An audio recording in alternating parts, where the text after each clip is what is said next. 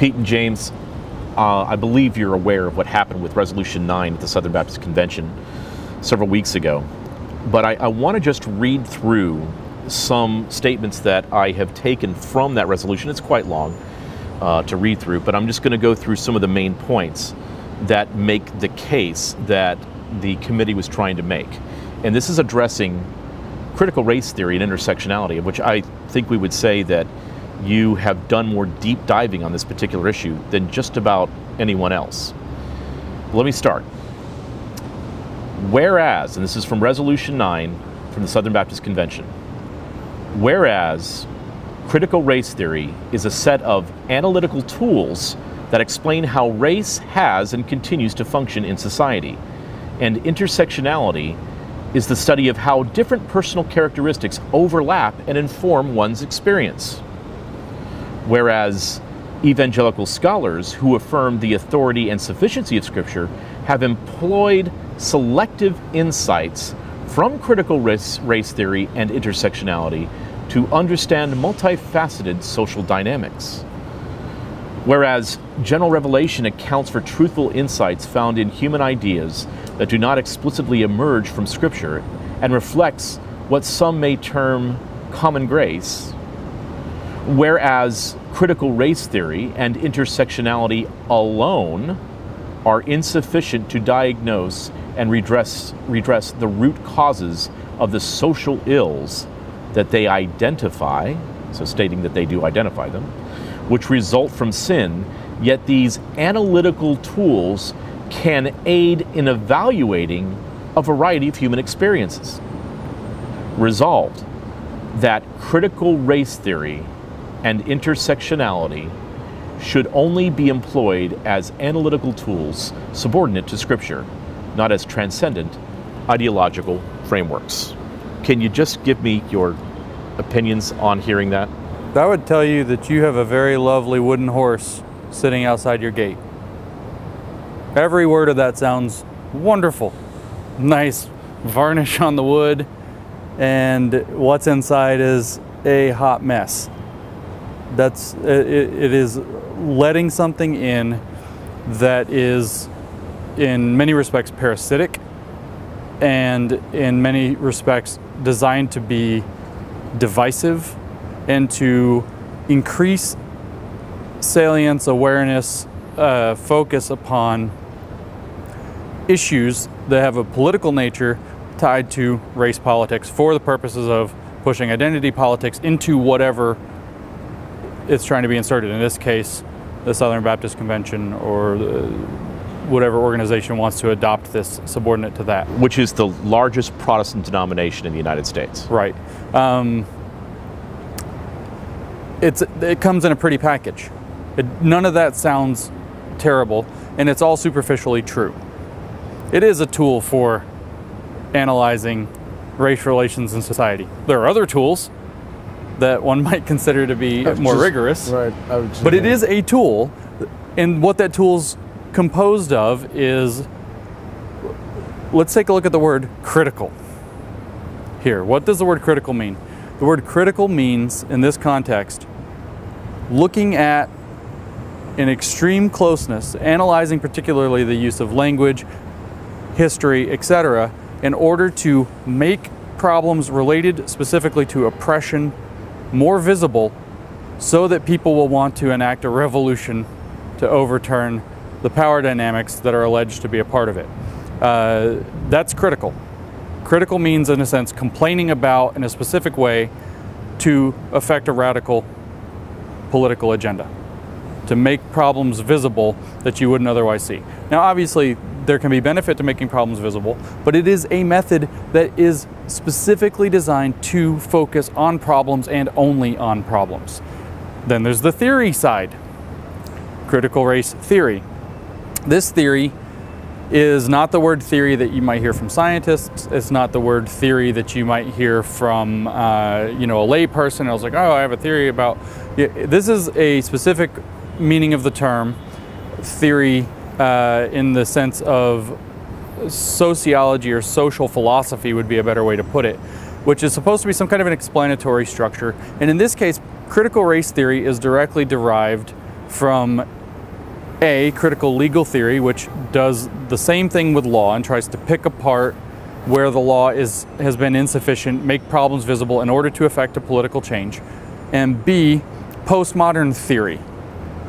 And postmodern theory is this idea, among many other things, that knowledge is produced within various communities, unique to that community, that cannot then be evaluated from outside of that community. So in the case of critical race theory, the way that gets applied is that, say, a person of whatever race, people of whatever race I should say, not a person of, roughly have the same experiences in life of oppression based on their racial status, or of dominance if that race happens to be one that's considered dominant, white. And they roughly have the same experiences in life, so they roughly should have the same view of oppression, and that gives them special insight that is not available to anybody else. And so you have to defer to that as though it is true. You can't possibly question that or doubt that or demand a different form or more rigor or another layer or level of analysis, because that would be to foist another culture's process of legitimizing ideas upon a racial culture that doesn't necessarily embrace that. So the claim would be that that group, that identity group, has knowledge that can't be questioned from outside of that group. So you have no option other than to agree with it. That's critical race theory. Right. And then the danger of, well, I think the first thing is that when you take a look at a tool, I think the first question you have to ask yourself is this a tool of construction or is it a tool of destruction? Yeah, a jackhammer is a tool. Right. Exactly. Whichever that solvent is that you can buy that'll dissolve any glue you've ever put down is a tool in the sense. That's a real issue.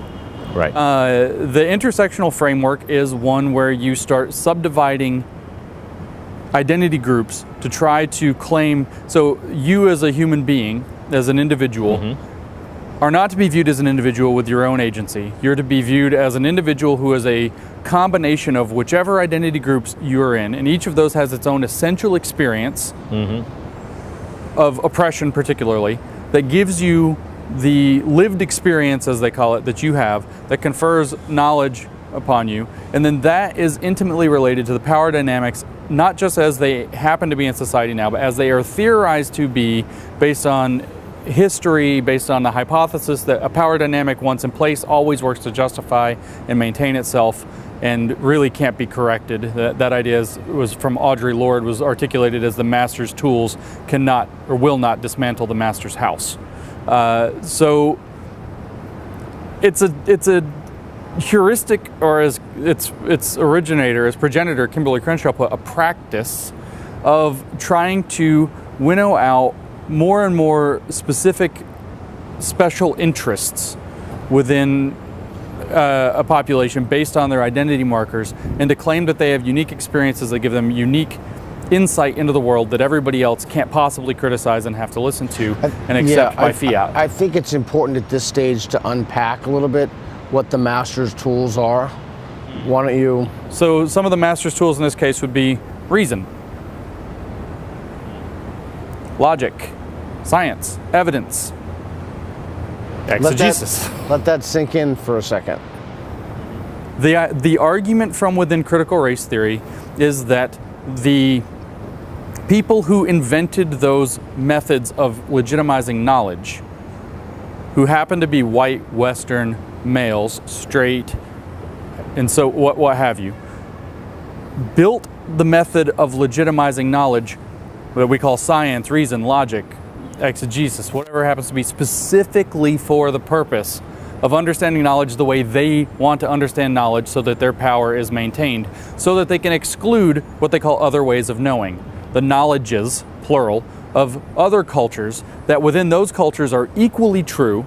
Right. And they say that there's no external objective location to which you could retreat or back up and look and say, okay. No God's eye view. No God's eye view from nowhere is what they actually sometimes call that. It's the God's eye view from nowhere is what they refer to as the objective stance.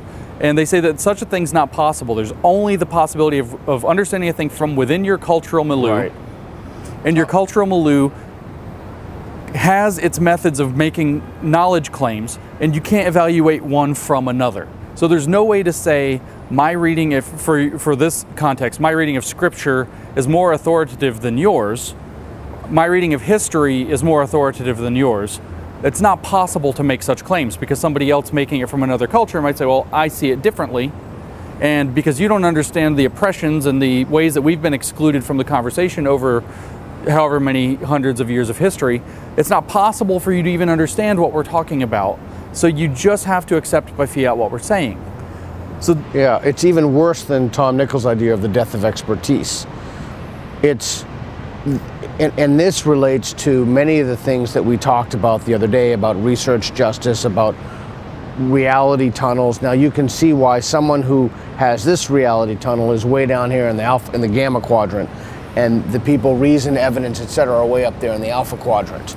So that it really speaks at a very fundamental level to how you make better, more discerning judgments about, well, what anything, not just morality, literally anything you could think of. And there is a certain epistemological tool set that comes along with this, standpoint epistemology. It even has a name for it. Yeah, standpoint epistemology. So the idea really is like a conspiracy theory with no conspirators.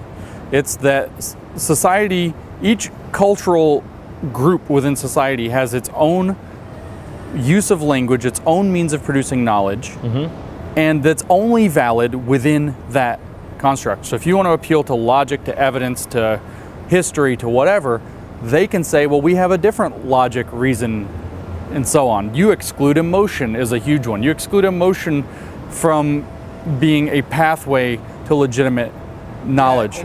And that creates several problems. Among the problems it creates are, and this is what I would have asked Thaddeus Russell at the debate. So when the Klan comes to put a cross on your black neighbor's lawn and light it ablaze, or you just say, well, you know, that's their truth, that's just their story that they have, and I have my story, and you have your story, and so, I mean, I would be morally horrified. That's why I yelled out from the audience, answer the question, because I knew for a fact the moment that Hicks asked the question, it would just be obfuscation, it would be anything but an honest, straightforward answer to the question, because that's almost what he has to do to maintain a position that's inherently indefensible. But right. Even beyond that, when you start thinking about what that means, absent the, if it's possible to bracket the moral horrors, it's just practical. It's impossible to bracket the physical horror show. And what if you have a dental pain? What if you have tooth pain? What are you going to do? Are you going to go to the witch doctor who's going to sing a rain dance? I mean, the whole system is set up so that actually underscores the question: is this just verbal behavior? Do people actually believe this, or do they just give it lip service? Well, and I think that what you can see, and some of the things that you've just stated, are evident within New Testament scholarship right now at the conservative evangelical reform level. To actually derive at the truth, you must go through the different standpoint epistemologies, because they might have the real truth as opposed to an objective truth. Right, so let me talk about standpoint epistemology, giving it kind of an analogy so people can understand it, because it's a really counterintuitive idea for a lot of people. So standpoint epistemology, to speak kind of philosophically and broadly without the analogy, is this idea that how you are situated in society, meaning how you are situated as an identity, and how that identity is related to power in society, as written by theory in terms of how power works, dictates what you can and cannot know.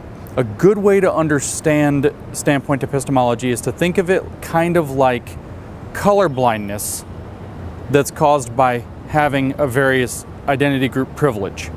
Okay, so if the idea is that if you are in the dominant group, you live in a world from the perspective of the dominant, in a dominant world, so you have one perspective, the dominant perspective. If you are a marginalized group, you have the marginalized perspective while living in the dominant world, so you also have the dominant perspective as well as a marginalized perspective, suggesting you have information, which is the experience of oppression in this system, that other people don't have. This has a degree of sense to it.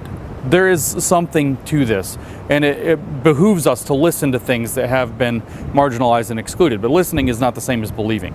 Hear out, investigate, that's a different thing from listen and believe. Shut up, listen and believe is even further down that path. So you can think of it like colorblindness. If you happen to be the intersection of all the dominant things, the most dominant things, white, straight, male, Western, able-bodied, thin, fit, whatever they happen to be, then it's like you can only see in grayscale.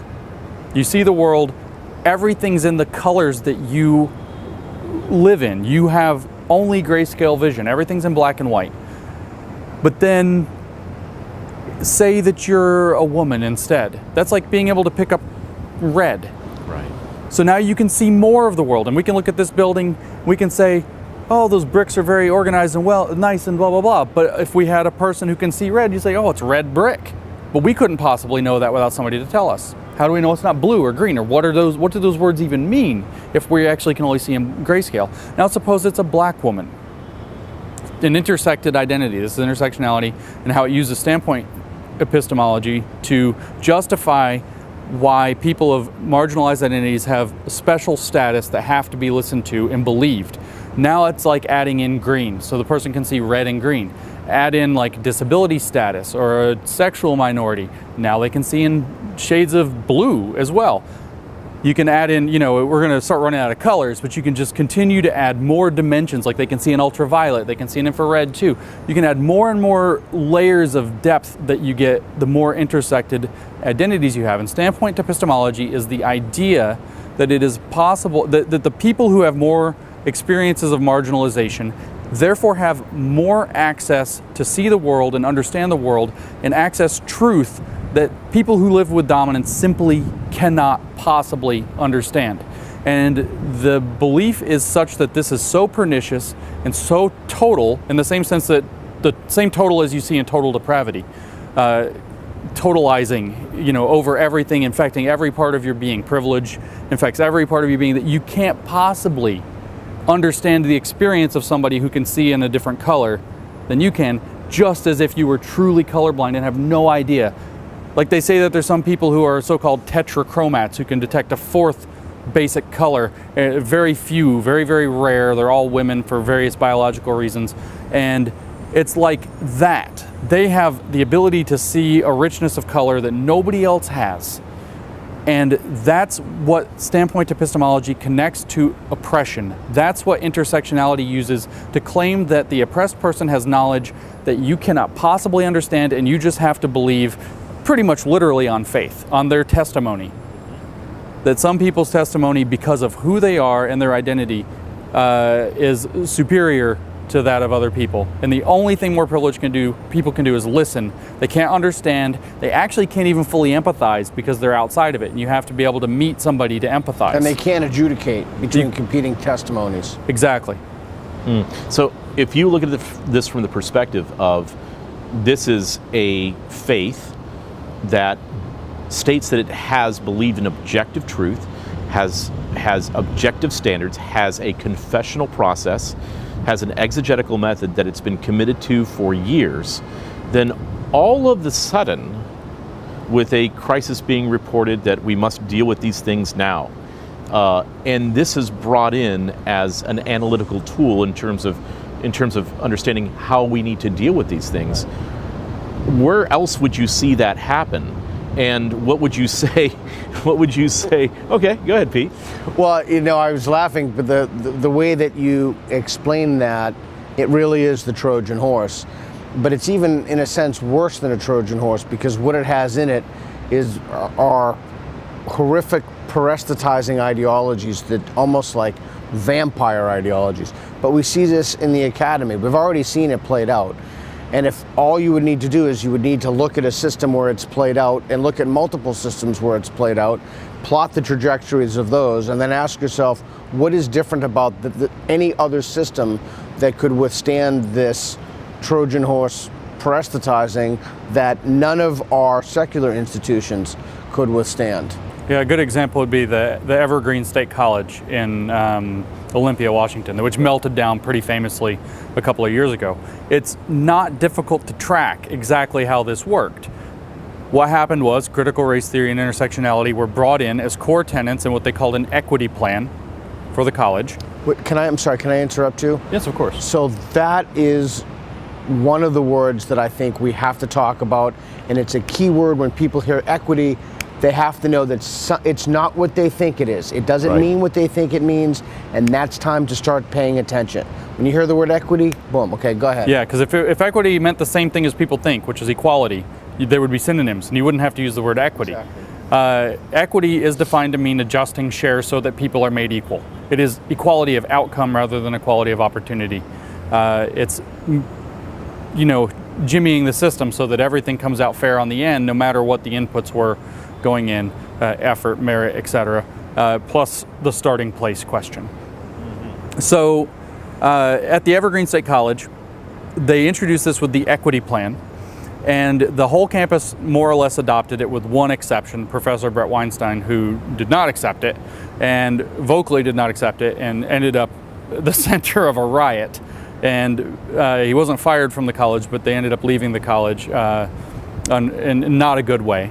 And the campus devolved literally to the point where angry students were roving campus in mobs with bats. Right. And they were pulling people out of the cars outside the college, presumably looking for Brett Weinstein or other people who they might have associated with him. And you had this complete meltdown of anything like order or anything like education, utterly and totally. And the reason is because critical race theory has this nice Trojan horse. Even when I described that colorblindness standpoint epistemology, it's easy to say there might be something to that.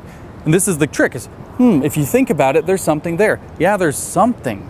But they're asking for a lot more than what that nice something is. That's the difference between listen and shut up and listen and believe. And so what came with it, with the equity plan, was a number of the more recent developments in critical race theory and intersectionality as they're applied to education, which include concepts especially like white fragility. The ideas from critical race theory that are imported on this are that racism is everywhere. It is always. It is imminent throughout society. And so anytime there's anything that can be read, that's the critical part, anything that can be read as racist is a manifestation of a systemic problem that lays just beneath the surface and occasionally pops up. Exactly. Mm-hmm. So therefore, every instance of racism isn't some jerk did something racist.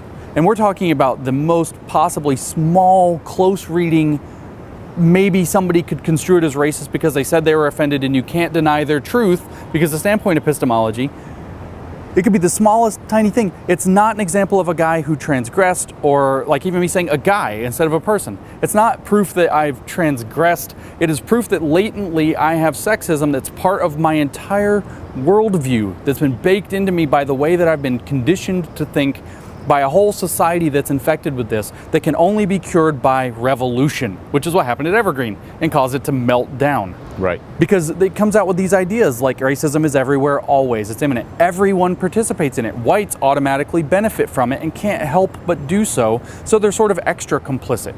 The only way to deal with that is to do anti-racist work. That's what they call it, anti-racist. That's like, think of it almost like a brand name. It's a very specific term. It's not this general term, and oh, that's what I think it means. It means that you must constantly look for ways in which you and others around you are participating in the deep system that's just under the surface and always hiding and hides in subtle ways. So you have to buy into the ideology Systemic racism. Of systemic racism and constantly look for it in yourself and in others and point it out to make it more visible so that you might lead people to want to affect the revolution. So particularly I can't remember the plank you read, I think it was the last one. It's not really asking people to adopt what they think it's asking them to adopt. It's asking them to take in an entirely different worldview that's in many senses not only incompatible, but will eat away the values that they have. Yeah, one of the core tenets is the work of anti-racism is never done. Never. You can't do it right. You No can't redemption. finish. And then, Never accomplished. yeah, it can never be accomplished. And then they safeguard this off of these very, again, superficially interesting, at least, ideas, like white fragility. White fragility is an idea that is from a scholar named Robin DiAngelo. She wrote the idea down in 2011. She's got a big book, 2018, about it.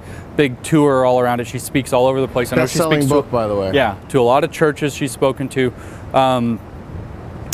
The idea of white fragility is that if you in any way disagree with any of this critical race theory, if you in any way disagree, it's because you don't have the racial stamina to do the anti-racism work, to constantly re-examine yourself and find your hidden racism that you automatically participate in. If you ignore it, that's a manifestation of your white fragility. That's proving that you are complicit in the system and that you're unwilling to do the work. If you just go away from it, that's because you're too fragile to get engaged. You're unwilling to engage. And I bring up white fragility, but that's the tip of an iceberg that has characterized critical race and social justice scholarship for the past decade at least. And really going back, I would say, pushing back at least to 2004 or 5, the scholarship has all been converging upon this idea that any kind of disagreement whatsoever is either a character failure, like literally participation in white supremacy grade character failure, a failure to be willing to engage because you can't handle it, or you're fragile, your privilege has made you too weak, you've become too comfortable in your privilege to want to do the work, to believe the system, or that you are somehow actively complicit in it. Which, just parenthetically, you could substitute literally anything for white fragility. As Jim has said. Oh yeah, other forms of privilege, male fragility. If a woman comes up and says you're being toxically masculine and you say, I don't think I am, or they accuse you of hegemonic traditional masculinity, like you saw in the American Psychological Association's report on how to deal with men and boys that came out last year, and you say, I don't think that's what this is, or the things you're calling toxic masculinity in certain contexts certainly are a problem, but in other contexts, like a war where we're literally defending our soil, or like we had happen to us the other night where we're walking down the street and all of a sudden we see a sexual assault occurring, right, and a couple of us decide to turn and intervene. That sometimes that willingness to go do that, this toxic masculinity defend impulse, is valuable. To see that would be say, oh, that's male fragility. You're afraid to engage in your anti-patriarchy work. Right. There is no win. There's no way There's to win. no win. So let's say, In fact, not only is there no win, there's perennial loss. there's perennial losing. So let's say that you do capitulate. You go along with it, right? You did it wrong. No matter what you did it wrong. Why? Because critical race theory, going back to its very founder, Derek Bell, law professor at Harvard, operates off of what's called the interest convergence theory, which leads them to rewrite history, but also to analyze events in terms of you would only possibly decide to go along with critical race theory as a privileged person, for example, or do the anti-racism work if you identify that it's in your best interest to do so as a white person, to position yourself, and these are technical terms, as a good white. Barbara Applebaum is another one of these major critical race and intersectionality educators, a pedagogy theory scholars, and she had a book a couple of years ago called Being Good, Being White. And it's talking about how when you try to do the anti-racism work, unless you do it exactly to satisfaction, which is never quite possible because of the critical thing, because of the interest convergence, it was actually in your interest. If you go and you try to make yourself less racist, and you go and you try to help a minority that you feel has been excluded and do whatever to help them out, now you're positioning yourself as a good white. You are trying to give yourself extra status in this new community that you didn't really earn. You're just trying to make yourself look good for other people. Imagine, back to the resolutions, imagine the incredible extra epistemological and ontological baggage that seemingly innocuous statement brings in. Right. To the point where today there are many articles and books and so forth that are within the evangelical community, this isn't on the fringe, that are asking the question, can a white person be saved? Can a white person legitimately be considered a Christian? Well, that's not surprising at all, because the concept of privilege within critical race theory, or intersectionality more generally, I should say, operates in exact parallel to total depravity. It is a form of power that corrupts you to want to maintain and preserve it, and that conditions you, white fragility, to not be willing to engage with the hard spiritual work of undoing that. Right. So then the introduction of something that would be like a woke church, then if, you know, because you're coming from a perspective that's outside of the church, and you hear someone's now with these concepts and ideologies are legitimizing the idea of a woke church. I mean, think about it for just like this, though. You have the idea, let's say that you adopt critical race tools, and you adopt the idea that somehow white privilege is a sin, complicity with the problem, and remember, everyone is complicit and whites benefit most. So that's a sin, it's a cardinal sin that's somehow attached to being white, whatever that actually means, given that people are all kinds of ethnicities and classified as white. But then the last tenet was, it's never done, it's never accomplished. So that's your sin, there's no way to work your sin off. There's no way to atone for your sin. There's no way, they say that, you know, become an ally. Well, allyship's problematic. Act in solidarity. Well, that's problematic.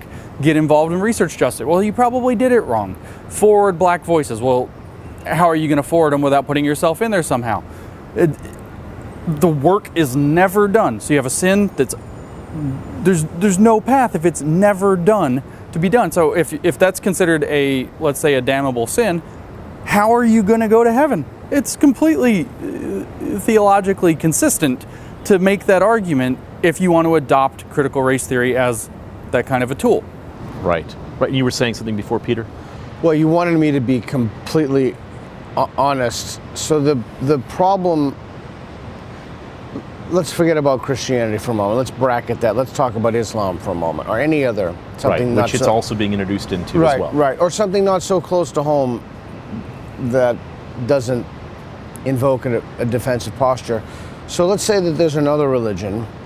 Part of the danger, if you're not part of that religion, is to look at somebody who self-identifies as part of that religion and say, aha, he's not a real Muslim because he drinks alcohol, or he's not blowing stuff up, or in the most vulgar expression, or he's not doing X, Y, and Z.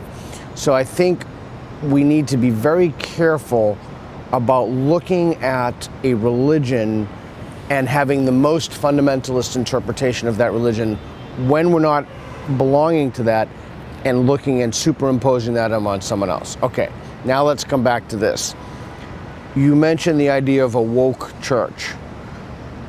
I'll be incredibly blunt with you. When I see members from the woke church, I'll say one thing before I drop the bomb. I understand that many people self-identify as Christians, liberation theology in the 90s, or I've even spoken, there are fringe, but there are lines of literature in which there are Christians who self-identify as Christians who don't believe in the historicity of Christ. Right.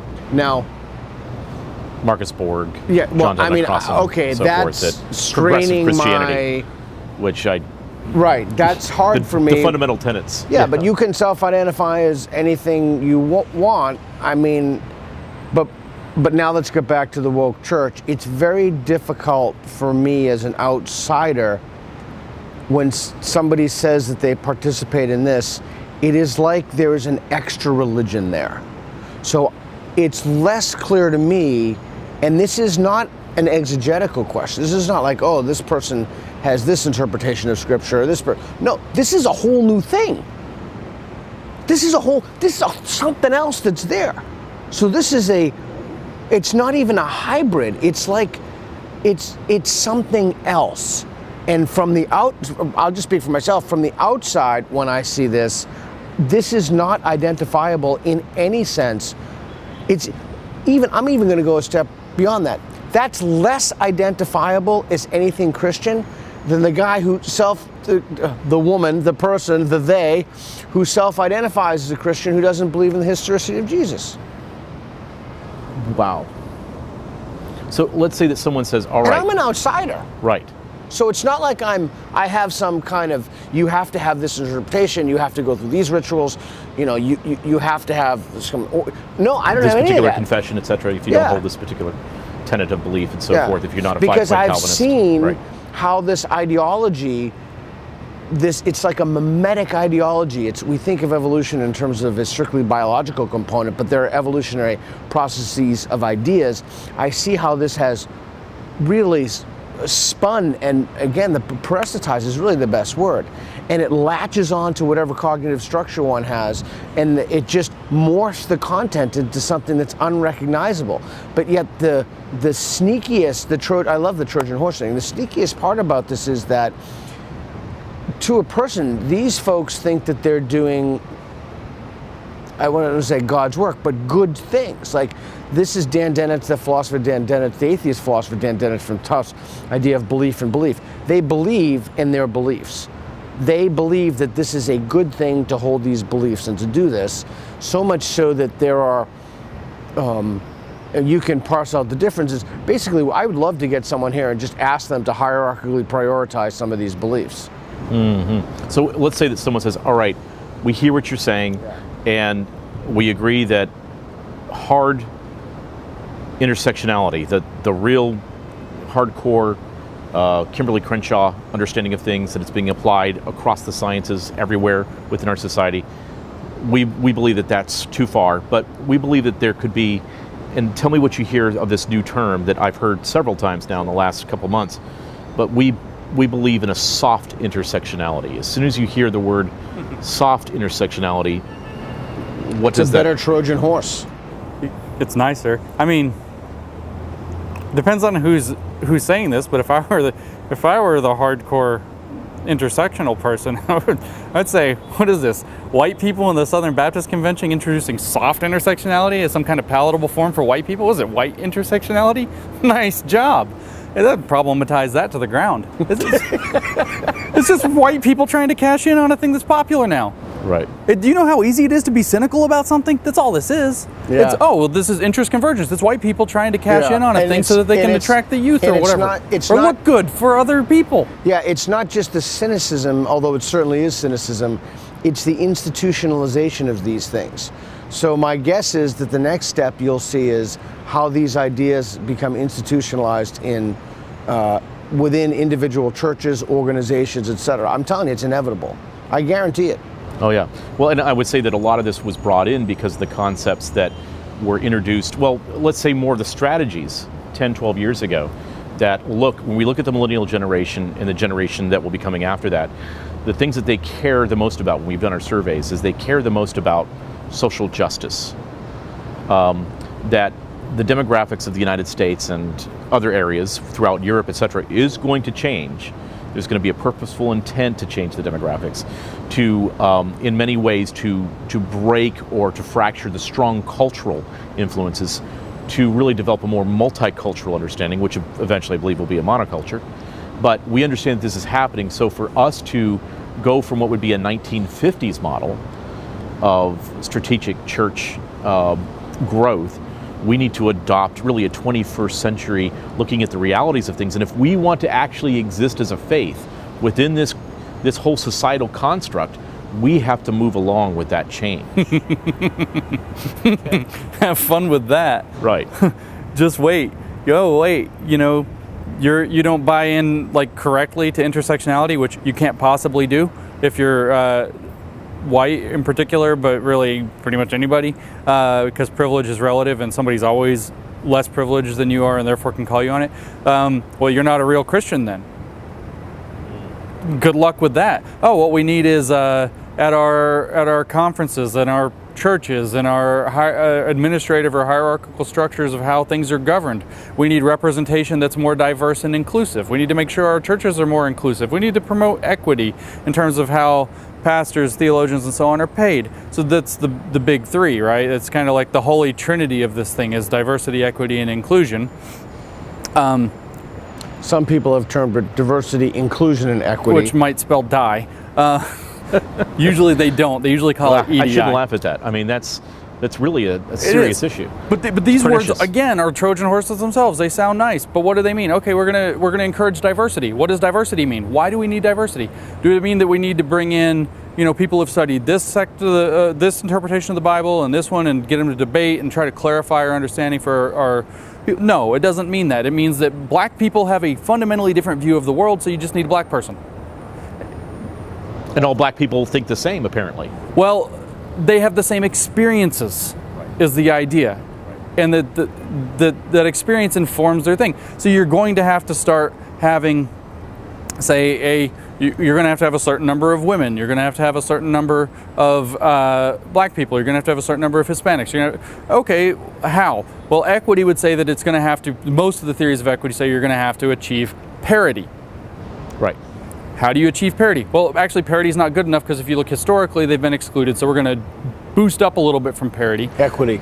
That's equity. That's equity in application. That's not equality. That's equity. And then you're going to have all of these things like, oh, look, your church, through whatever circumstances, maybe your church, and it has very few people of whatever identity category that applied for such a thing, right? There just aren't applicants for whatever reason, for whatever position. So we're looking at administrative positions and all of this, or to rise up through the ranks. There's just not that many. Well, and actually Matt Chandler, who is the pastor of, I believe it's called Village Church in Texas, which is a large multi-campus, and I believe they might be trimming down on some of those campuses, but Matt was traditionally understood as a Reformed Calvinistic preacher. But what he has famously said is, look, if my leadership team comes to me and we're looking for a new leadership position at one of our churches, and they said, look, we have an Anglo 8 and an African American 7. I'm going to take the African American 7. Right. Over the purposes of understanding equity. And, exactly. Correct. And then what's going to happen is if, let's say that you hire every African American applicant that applied, everyone, to achieve equity as best you could, and you came out with like 6%, and then parity would have had to be 11% or 12% or whatever it is, and then beyond that, to make up for historical injustices, you really need to be hitting a 20% benchmark. The reason you have 6% is because you have a racist church. So guess what you're going to talk about all the time? How are we secretly racist? How are we doing racist things? You aren't going to be able to get away from these conversations. That's the only thing that's really going to be allowed to be talked about. You're going to go talk about a Bible study. You're going to pull up a verse. Now you have to talk about it in terms of how that Bible verse it governs everything. Comes up.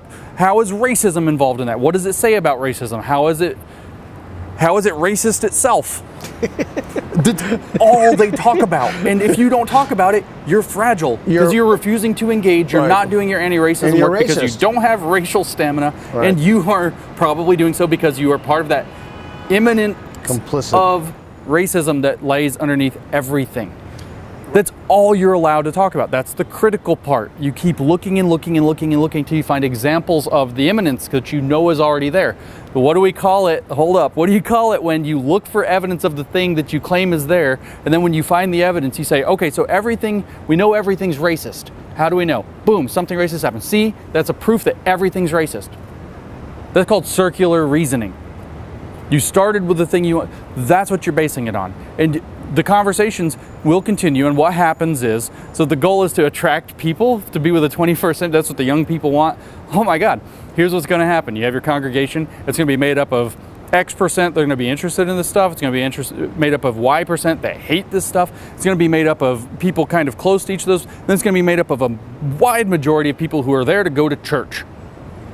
They don't want their church to be about racial politics. They don't want to think about this all the time. They don't want to squabble. They don't want to be accused of racism all the time. They don't want to be accused of subscribing to some weird notion of sexuality or something like this that's horrible, makes them a horrible person. They don't want to be told their gender doesn't exist and that they have to accept this.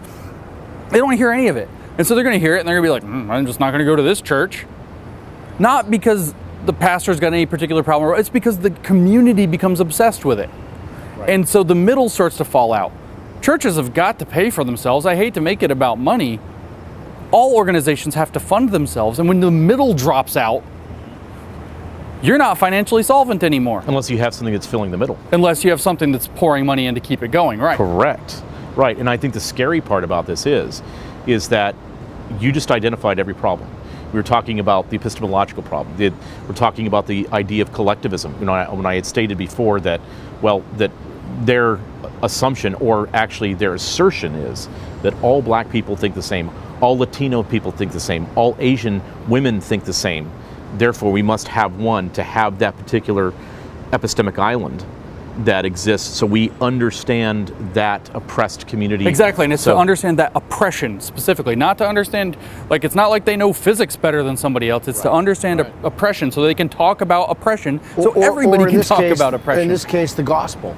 And let me tell you how I know that this is what it does to an organization. Not only have I seen it happen in since we came out with the work that we've done in the past couple of years looking into this, countless people have emailed us and told us, this is happening in my hiking club. They describe the dynamic. It's the same thing I just described. This is happening in my knitting community. They describe the dynamic. This is what just happened. This is happening in my legal professional association. This is exactly.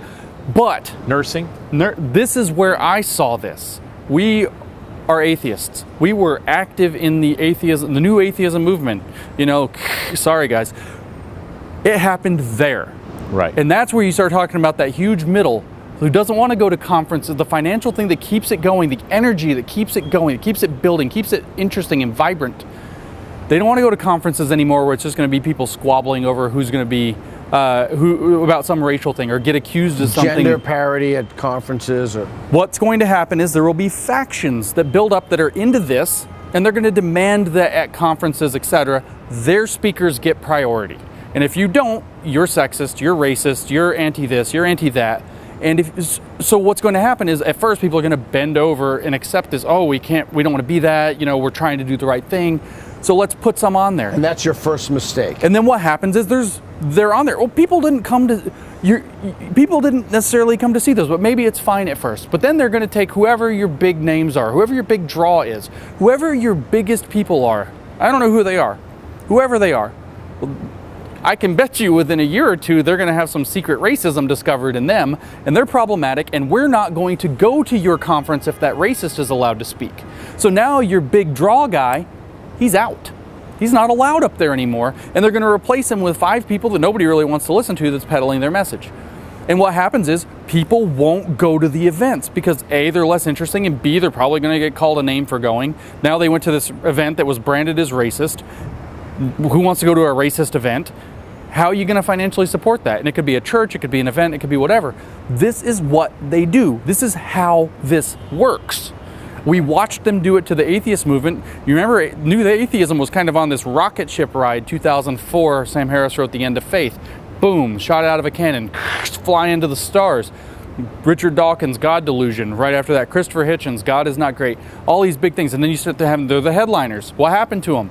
Sexist, racist, whatever it happened to be. All of a sudden, they start making conferences, and if one of them's going to be at it, with Richard Dawkins, he got invited to one of these conferences a couple of years ago. They decided that something that he had said about Muslim women was it was Muslim women and feminism. He compared, there was a funny video that came out comparing extreme feminist people to extreme Muslims, showing how they're extremely similar and how they have this weird relationship where they don't criticize each other where you think they would. And he praised this video, and they canceled his membership, caused him so much stress, problematized him, accused him of so many things. The poor guy, he's old, he had a stroke, almost died as a result of this. And they just take him off. He's not allowed at conferences anymore. We're going to put 5 of our people in instead. Don't worry, it'll draw the same crowd. Well, it doesn't draw the same crowd. That's not how anything works. And so if you guys are going to introduce this, good luck with that. The old school atheist in me, and I don't mean to be rude to you all, the old school atheist in me is kind of like, okay. Mission accomplished. From if we were still in the new atheist movement and really up with it, it would have been mission accomplished. They screwed themselves. Yeah. Watch their church split, crumble, fall apart, financially destroy itself. Mm-hmm. Unless there is something that is actually providing the finances. Unless that is going something's to be- funneling money in and Yeah, propping that it would up. have to be. Right, as it might be maybe the new grid work or the new framework, because it has its act together logistically, to be the new intersectional There will be platform. no organic means for it to sustain itself after just a few years, because they make everything about problems. They complain about stuff constantly. They will find problems with and then whoever your people most get important people paranoid are. when you go to the conference, etc. But I'd like to, if it's okay, I'd like to take a step back, because I think what this conversation has been missing so far are ways for people who are watching this to identify when this is happening. Like, how do I know this is happening in my, it doesn't have to be a church, it can be literally anything. You said nursing. Yeah, I mean, I'll give it to you about my son's school. Forget church. Okay. So I get the emails. My son was in Portland Public Schools. My daughter is still in Portland Public Schools. And I get emails. And when I see the word equity, boom, I know, that's it. When you start seeing people throw around the word equity, that's it. And if you're fortunate enough to have a conversation with one of these people, I would like to suggest a question. Why do you use the word, why are you using the word equity instead of equality? And I would wait. And if they don't know the question, the answer to that question, then they have bought into the whole milieu. They have bought into the ideology. I receive a barrage of emails from a university where I teach, and the overwhelming majority of these emails, and I don't mean like, 9 out of 10, I mean like 999,000 out of 9, they're all about the same thing. Do you think that's, how do we distribute grades? How do we write a syllabus? What do we do with an unruly student who stands up or what do we do if there's a active shooter? Whatever it is. No, none of that. Never. I don't think I've received a single email about that. It's always diversity, inclusion, equity. Always. How do we, and now they're big into, but the idea is, how do you know that you're swimming in this pond? Because it's the old story of the lobster in the pot. And so I think it's, the lobster doesn't know that it's in the pot, and then it's just the water keeps getting hotter and then it just dies. Right. So I think the key is you look for the word equity as opposed to the word equality. You look for the constant emails, barrages, messages of the word diversity. We need diversity. And then I would be honest, I would ask, what do you mean by diversity? Right. I don't know, I'm not religious at all, I'm not a Christian. I would ask, what role should ideological diversity play in the church? I mean, it'd be kind of weird, I don't know, to have a Christian church and have like Hindus singing hymns in there, but it would seem to me that within the... Well, you haven't been to an Anglican or Episcopalian church, but anyway. No, I'm not, no. I'm sure that was a funny joke, I just don't have access to it. Many. Animal blessing masses and so forth, and yes. No, but I mean, there has to be some basic participation in the foundational beliefs, but I would imagine that there's some leverage for how those things are interpreted. Well, when that gets overridden by everything Jim talks about, that's not that. The whole thing will just cease. Yeah, what are you going to do if somebody comes and says, well, we're going to make this aspect of our church experience be about anti-racism work, and then... Oh, that's happening. Oh, no. But what are you going to do? Let's say you're the guy in the pew, and the pastor says, we're going to make this portion of the sermon or the whole church experience be about anti-racism work, and you say, Pastor, I don't know about that. And then that is taken as proof that you need it. Right. You saying, wait a minute, equals proof you need more of it. How do you fight back against that? And so what happened, I drew to the analogy to the Evergreen State College before, what happened there is you had an entire faculty and many in the student body, and certainly many in the administration, who had bought into this program and understood these concepts, and they knew that they had no recourse but to go along. They knew, and they didn't.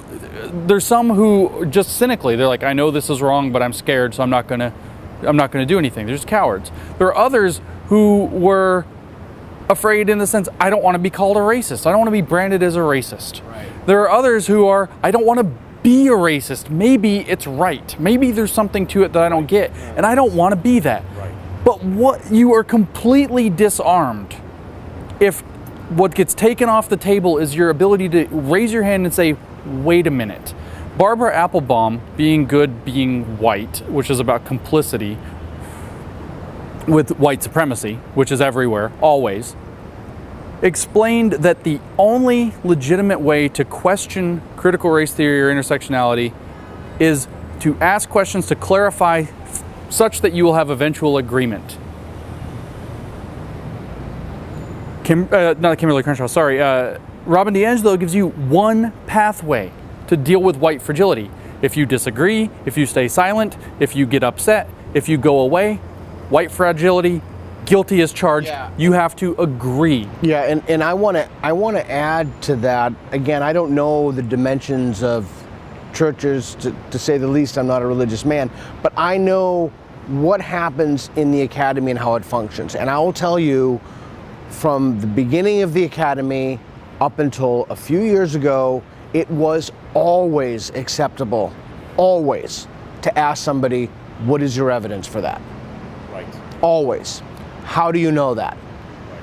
You always had a culture of, you know, publish and, well, always is too strong, but certainly for the last 150 years, you had a culture of writing, scholarship. It became refined. Publishing. We were speaking today about what happened to Bruce Gilley. You have an idea that's a heterodox idea or something that doesn't comport with the dominant cultural narrative or value system. Bruce Gilley wrote this paper, The Case for Colonialism. It is irrelevant what you think about colonialism or none of us are colonialist experts. None of us have published in colonialism. I have the content of the article isn't relevant. What is relevant is that he played the game. He went through the rules. That's literally his job. Literally his job is to publish, and if he doesn't, he gets fired. It's called publish or perish. So they wanted to take his PhD, thousands of signatures online. They wanted him removed from his job. They wanted his tenure taken away. The journal editor got credible death threats. They had to retract the article. Now, I'm not saying this is going to happen in churches, but this is the type of ideology, this is the nasty, vituperative, horrific ideology, and the sorts of people you see who subscribe to this ideology. It is wicked because they perceive themselves as doing the Lord's work to eradicate racism. And this is a manifestation of racism. And of course, we don't want actual true racism. Nobody, nobody wants. And the thing is that what's being introduced is, I think as James and I had talked about the other day, is that critical race theory especially is introducing strategic racism. Yeah, and what it's also doing, the example I gave you was an extreme one, but I meant it to illustrate that what's happening is a culling of voices that don't go along with the dominant narrative. We cull them. I'm telling you, don't believe anything about the church. All you need to do is look at academia. All you need to do is look at where James Damore from Google. Look at other places where this has happened. If you voice an idea that in any way could be considered anti-egalitarian or whatever, you can look it up with Evergreen, the Evergreen situation. Brett Weinstein even raised the question: where is the evidence? Where is the evidence that Evergreen is a racist institution? The evidence doesn't support this. What's the evidence? And do you know what they told him? You asking for evidence is proof of your racism. Right. That is because you would just believe. That's a Kafka trap. So what I'm saying to you is that... What's a Kafka trap again? A Kafka trap is... Go ahead. So... not too long, but... A Kafka trap is when you are going to be... If say you're charged with a crime of some kind and you confess to it, then you're found guilty, right? But you're charged with a crime and you say, I didn't do it. It wasn't me. You give any kind of a thing, and then your response is taken as proof of your guilt. That's evidence. Your denial that you're is proof of your guilt. Right. That's a Kafka trap. The whole thing is a big Kafka trap. You can't say no. But my point to you about the academy was that we have created academic institutions where asking for evidence for things like safe spaces, trigger warnings, and microaggressions is evidence of racism. Asking for evidence in an institution whose whole point is to look for evidence and justify arguments. And why? Because critical race theory operates on the assumption that knowledge is evidence evidentiary knowledge is just a white man's tool. Right. It is the man's tool. It is the Western tool. And outside of that paradigm where that's valued, it doesn't mean anything. So it is an inherently white supremacist question. It is a tool that was invented by white people for white people to maintain their hegemonic domination over other views. I mean, forget about an institution, how could you do anything without asking people, well, why do you know that? Why do you think? What's your evidence? Why do you believe it? Why should I do this? What should I do? I mean, you don't do that with your finances. You don't do that with your diet. You don't do that with, you go to people who have cultivated an expertise. And it's also not, you're not being a Berean.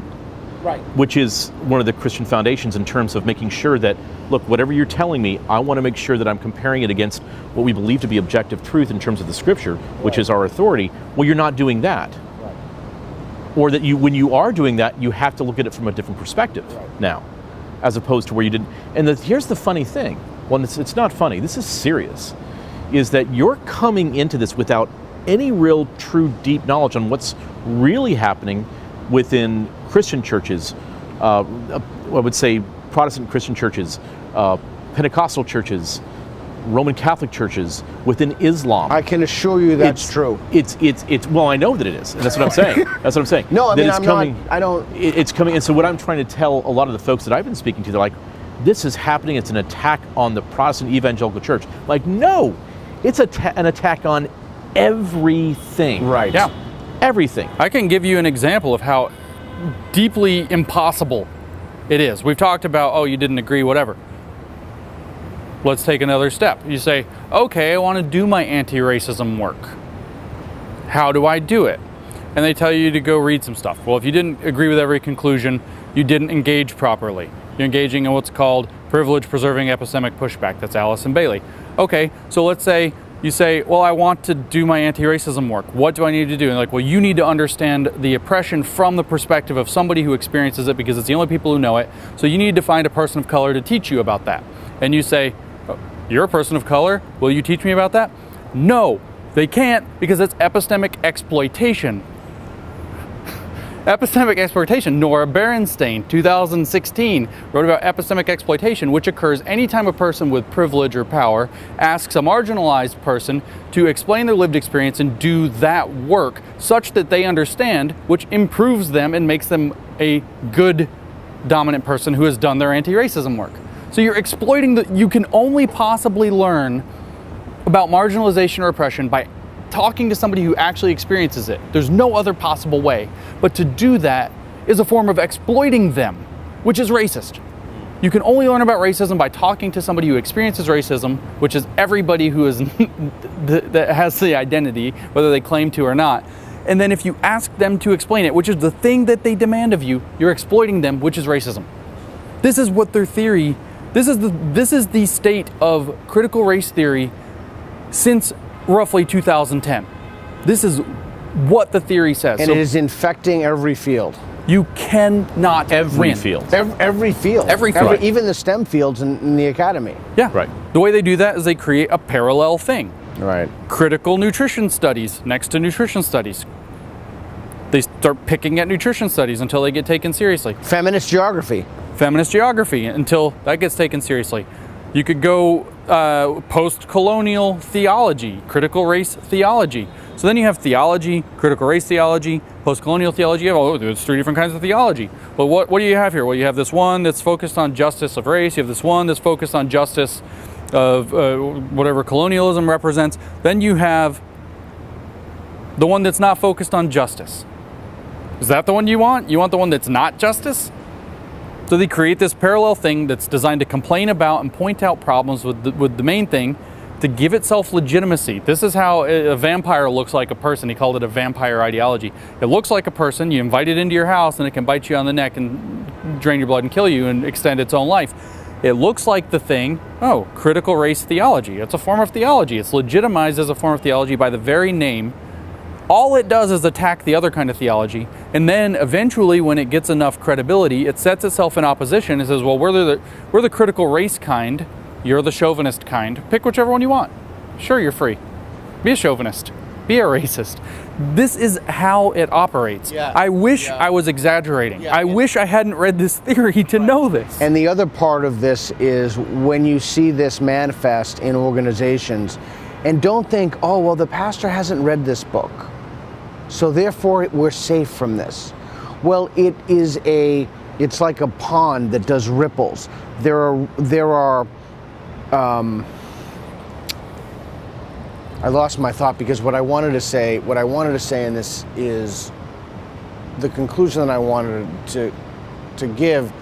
I don't know why I find this so heartbreaking. It's kind of emotional. I don't know why it's emotional, because I'm not religious at all, but Bring it out, man.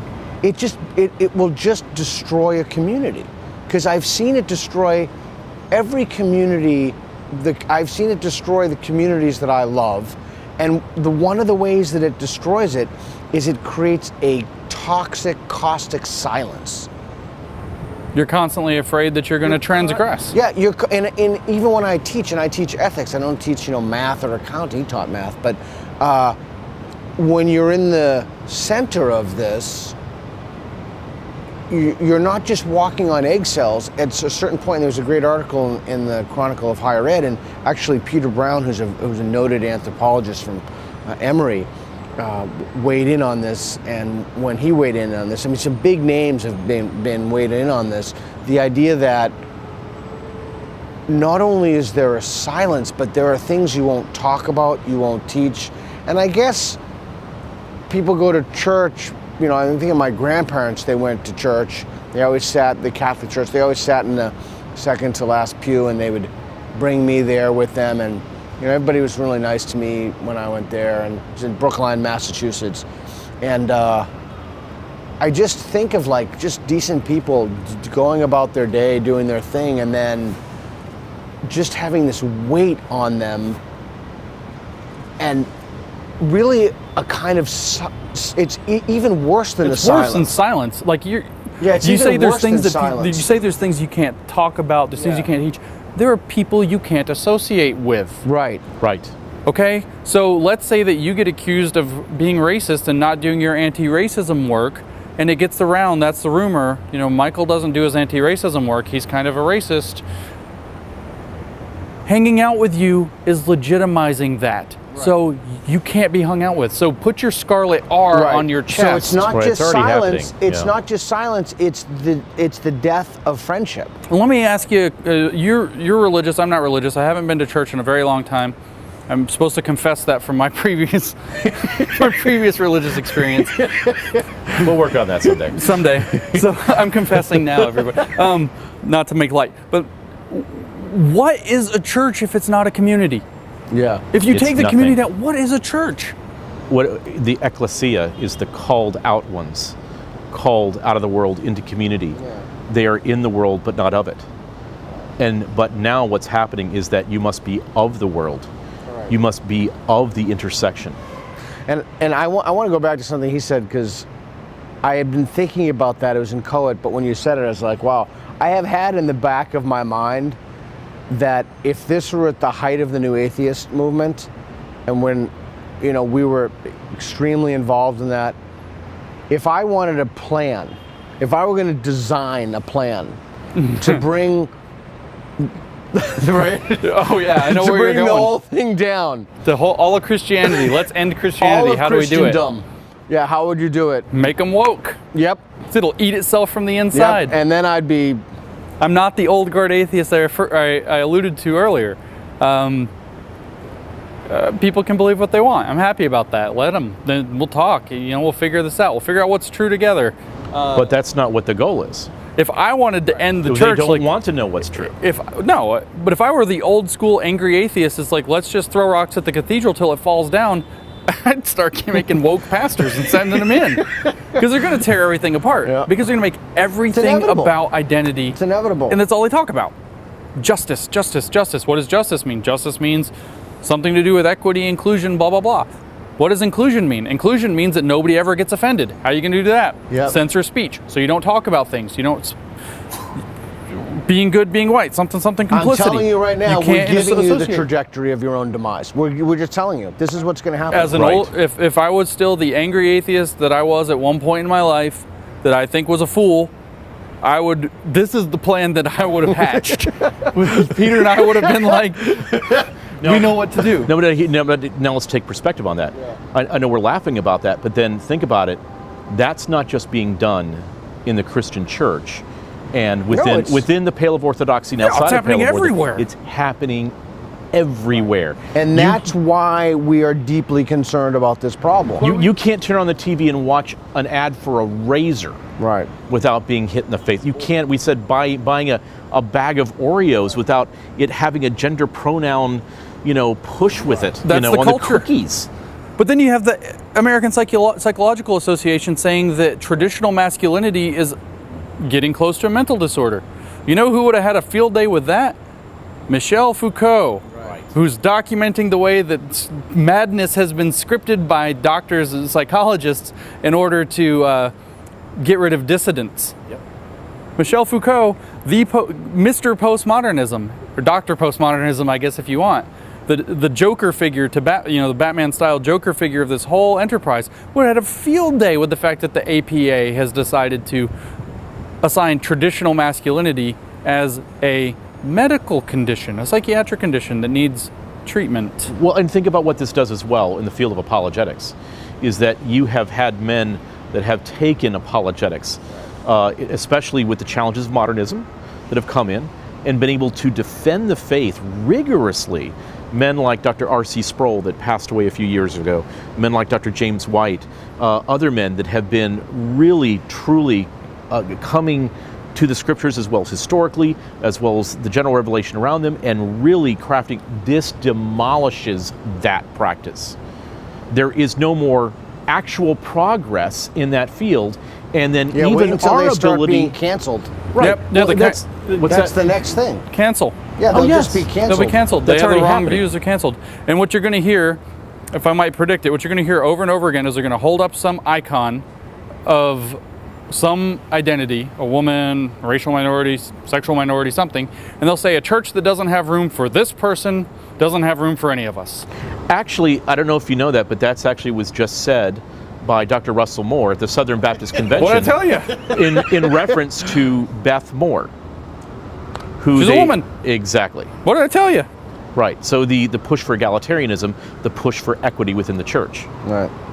So that's actually happening. And here's the scary part about the whole thing. He didn't even need a crystal ball or revelation to predict that. No, I know the theory. Because we've seen it put into practice. We've seen it over and over again. We saw it in the skeptic movement. We've seen it. So in other words, the church needs to understand, and of course they need to go back to pointing towards objective truth, but they need to understand that this battle is not just within the church itself, and that's where their main focus needs to be, absolutely. But they need to realize that this is civilizational.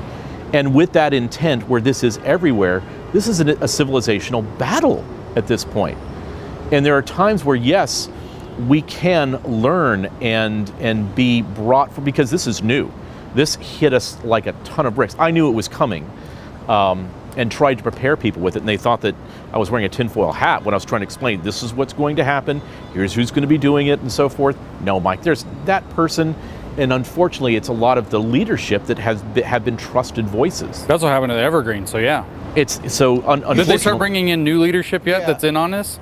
Right. So have they done that? With bringing in new leadership? Specifically bringing in new leadership who's bought into the plan. What they've done is help to raise another group, but some of the core leaders have been, and there's one particular organization that I would name, it's the Gospel Coalition, that has been around for about 10, 11 years, which has a purposed intent, I believe. I know that Tim Keller would reject the label of postmodern. He would look at the new modern. But certainly his concepts, as well as bringing Derrida and Foucault into the conversations and so forth, really raising the concepts in a positive sense of Crenshaw, of others that you've referred to as well, and as well introducing these ideas of your church should look like your community. It should is your church colorful in essence. So an article by Joe Carter. And with these they don't understand that this stuff is being done everywhere. Everywhere. Well, that's what you name the group it's happening or will be happening to us sooner or later. And that's one of the concerns that we have, is that this is an assault on Western civilization. This is an assault on science. This is an assault on reason, on the role of evidence in belief formation. This is an absolute assault on the constituent values of Western civilization. Well, if you look at the colonial theory side of it, which is just one dimension of many of the intersectional dimensions, it's explicitly against the West. What's post-colonial? Well, you say it's against colonialism, but then you start looking at what they say. Are they against the fact that some, Chinese colonized someplace? No.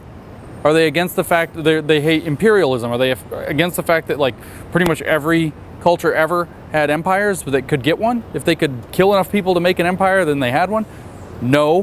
Which one are they concerned about? Western. One and only. Right.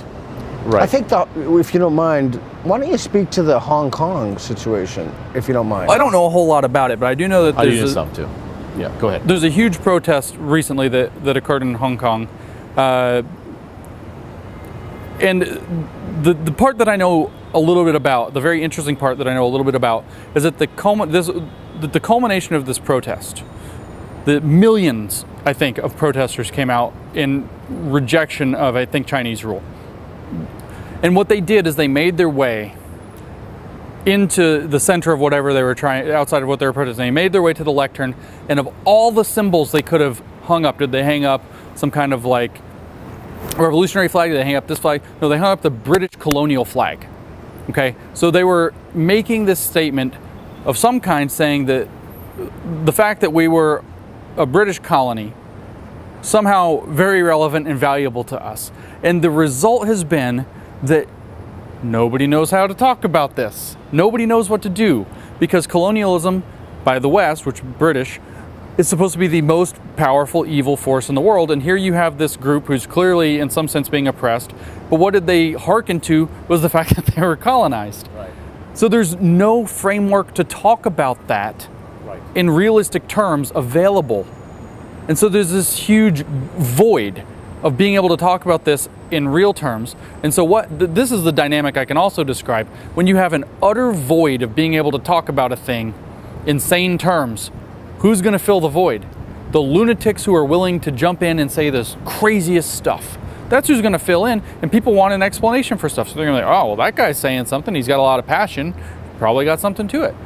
So this is another problem, is it hollows out the ability to have any conversation that goes off script, which usually they try not to allow, or they problematize out of existence. But then when one comes up so big, there's no space to have the conversation, so you can guarantee it's going to get filled by some lunatic. Right.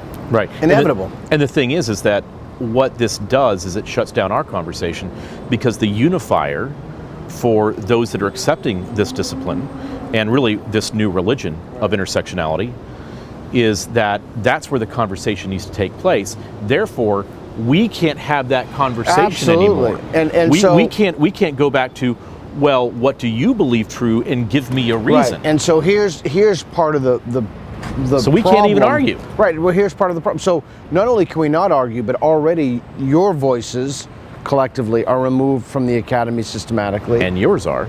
And mine are.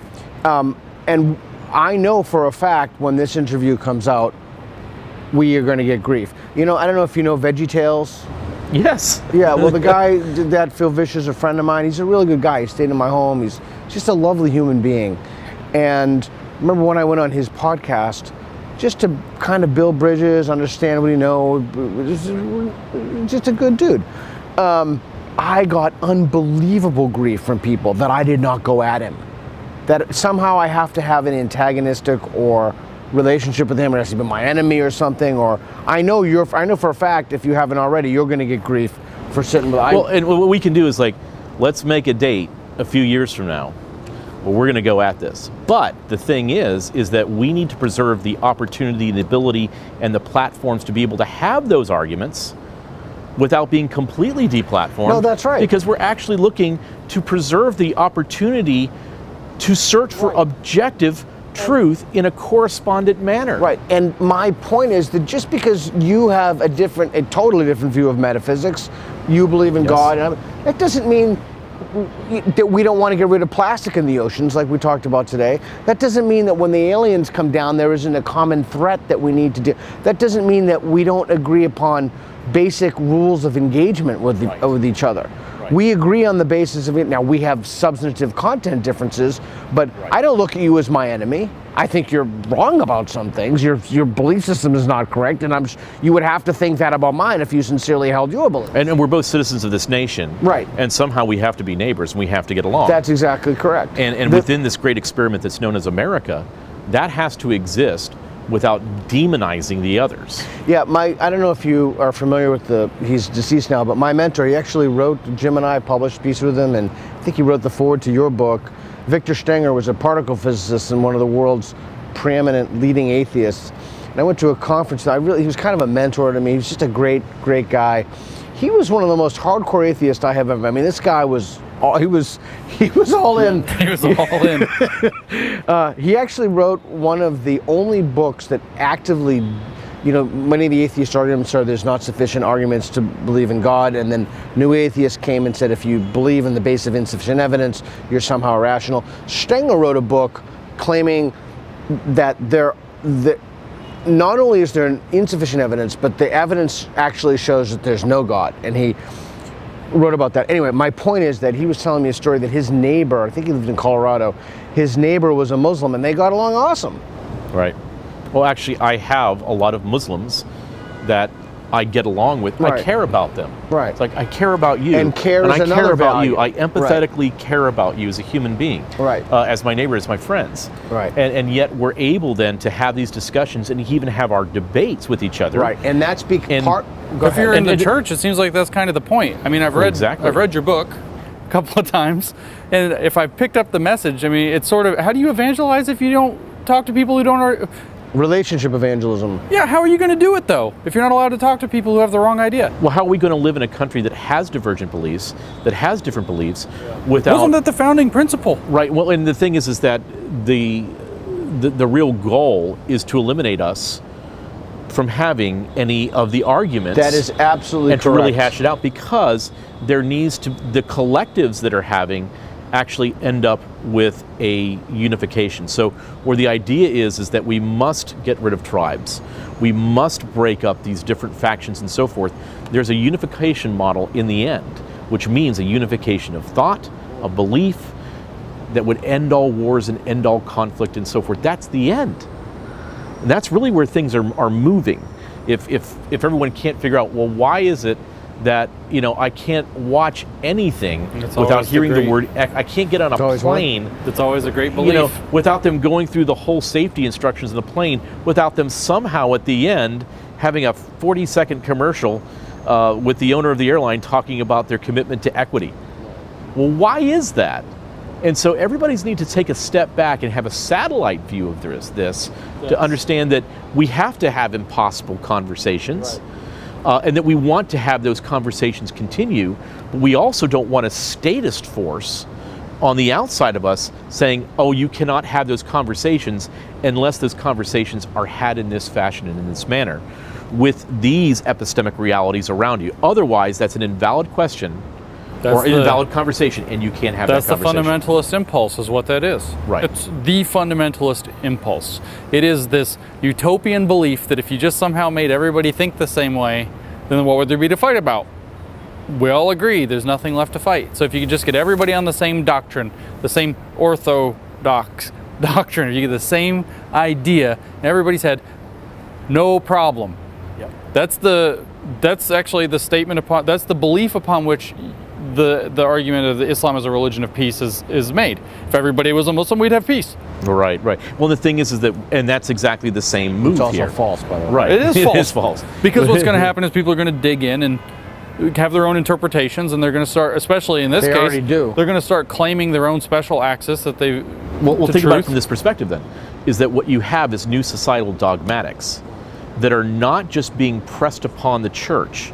And when I say the church, I'm talking about in and out of the pale of orthodoxy, also, and I understand there'd be some criticism, but also talking about Roman Catholicism, talking about the Orthodox, talking about the Protestants, talking about every strain of Protestantism that you can imagine, both Calvinists and non-Calvinists, Reformed and non-Reformed, people that are dispensational, covenantal, Credo Baptist, Paedo Baptist, and then outside, all of us, including you, including everyone that's walking around this city, in New York City today, is going to have the same dogmatics pushed down upon us legislatively, through corporate means, and you know what economically. You know what terrifies me that you haven't even mentioned?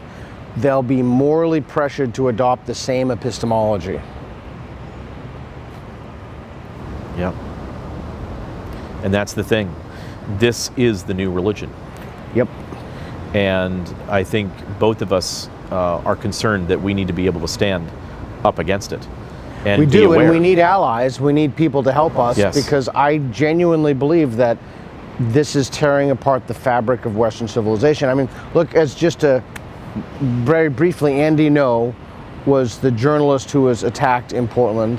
The big thing now, it went from punching Nazis, people who self-profess to be neo-Nazis, to punching Democrats who are No, definitely not that. No, don't punch punching Democrats. Republicans, punching Republicans. Right. To milkshaking is the big thing. And Andy Ngo was a journalist in Portland, and the mayor, Ted Wheeler, who's a disgrace, was told to told the police to stand down, and they basically beat him, and he had brain hemorrhages.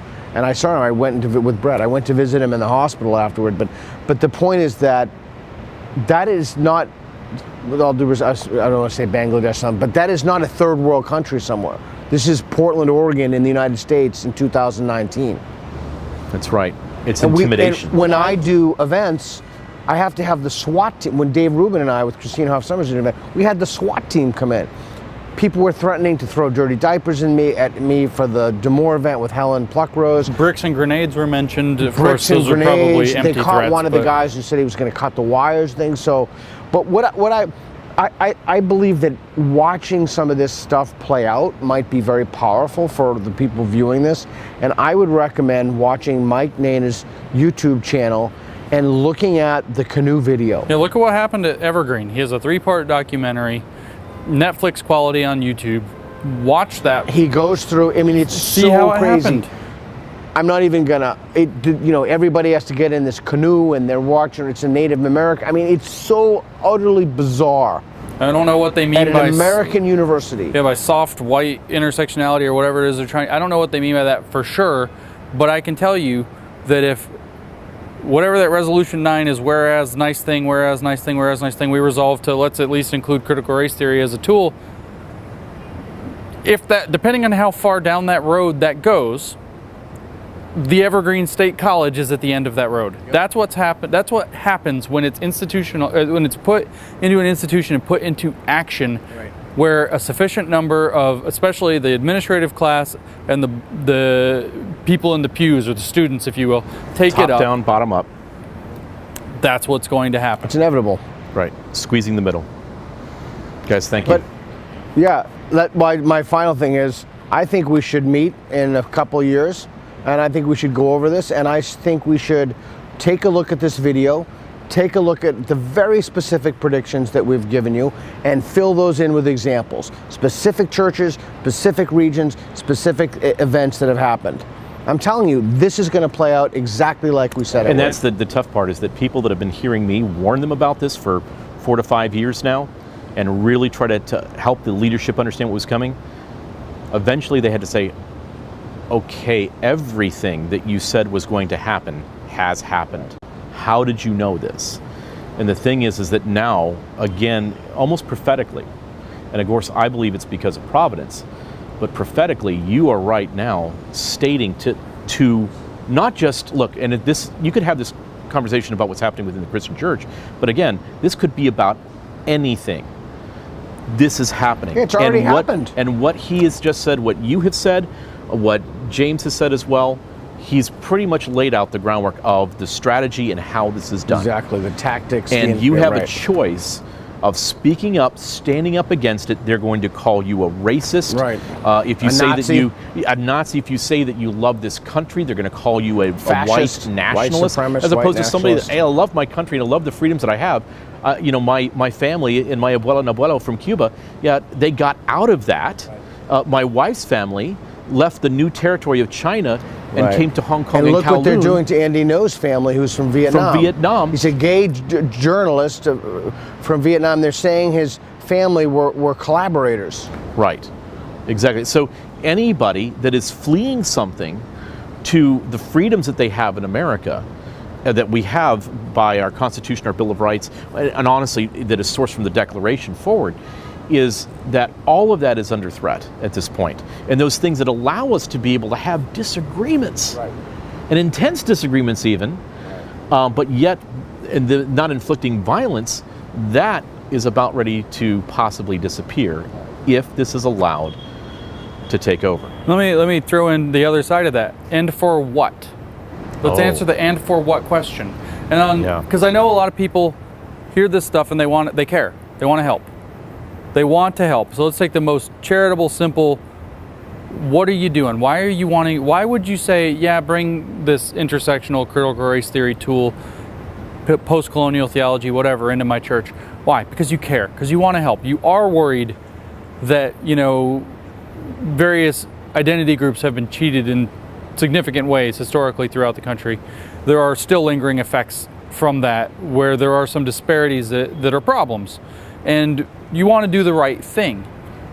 But how is giving somebody a pass? Like, I don't know a whole lot about what it takes to become a theologian or a pastor, but how on earth, know what it takes to be a knowledgeable professional, to say your identity gets you most of the way there. How are you helping, let's say it's a black person or a Hispanic person, how are you helping them wrestle with the challenges that make you understand your faith or understand your knowledge or understand whatever it is? How are you helping them get more knowledgeable and deeper into that by giving them a pass and in some sense saying, you know what, you don't really have to work as hard because you have special knowledge automatically. You're not helping them. Special knowledge that's not even related necessarily to the thing in question. You're not helping them. How are you helping them by making everything about a divisive issue, which moral and psychologists and moral sociologists have identified? If you start getting people to focus on a victimhood, oh, well, my situation as a XYZ has led me to experience this and that, and it's hard and it's terrible. The psychology, moral and moral sociology are clear on this. It induces a state of what's called competitive victimhood. If I tell you about how hard my day was, your gut reaction for most people most of the time is to say, oh yeah, my hard day was. Because you are trying to empathize in the most clumsy way possible. And so how are you helping them by making the issue come up where all of a sudden you have the minority group or whatever saying, oh, well, it's been like this for me in the church and this is how I've been oppressed and victimized. And then all of a sudden the white majority is like, yeah, you want to hear how we've been oppressed? Are you trying to start a race war? Right. I don't mean to speak in such terrible, blunt terms. Are you trying to start a race war? Is that what you're actually after? To team up all the different minority groups under a banner of intersectional as if there's unity there and cause them to wage war on the dominant group by getting them each to focus on their grievances and find reasons to dislike each other and feel cheated by the other? Look at what happens when you start talking about, oh, we need equity because, minority group XYZ has been excluded from the workplace, blah, blah, blah. So we need an equity initiative like affirmative action. What happened when that happened? Whether, there's a debate to be had about the effectiveness of these policies or how they should or should not be implemented, fine. But what happens? You have a reactionary group that immediately emerges and says, well, you're just cheating me out of my position. And, oh, well, my boss is only my boss because she's black. She's a black woman. She's not competent. I don't believe in her competence because she got the job in a cheap way. How are you helping people by setting them up in that situation? So if you want to help, do it the right way. Do it with the liberal approach. You try to raise people up through rigorous epistemologies. There are rigorous epistemologies. Don't buy into this belief that, oh, well, that's just the white man's tool. Knowledge is the white man's tool? How are we in a skyscraper? Don't buy into principles that violate the liberal ethics, and I don't mean that like politically liberal conservative, I mean that in the broad sense, the Enlightenment principles that have led us to be able to generate knowledge that every single time you do anything, you do a little experiment, no matter who you are. You think it's different? Every time I pull out my cell phone and I make a call, you know how much physics went into making that stupid thing work? And every time I call my wife on my cell phone, hey wife, I love you, how are you? Every time I do that, I do an experiment on that physics to say that it works. Does it matter if I'm a black person? If a black person picks up a phone, does it have to work differently? No. And they're doing the same experiment to prove that the knowledge that went into building that technology was sound. How are you helping people by saying, let's throw that out? You're not raising people up. There are ways to raise people up. We know there are ways to raise people up. We know there are ways to appeal to our contract of the nation was all men are created equal. Live up to that. What are you doing by adopting this crap, which is a form of grievance politics? We called it grievance studies for a reason. Well, this is grievance Christianity. Well, it's grievance, yeah, it's Everything. grievance applied. It's grievance. It's grievance, grievance, grievance all the way down. Beware grievance.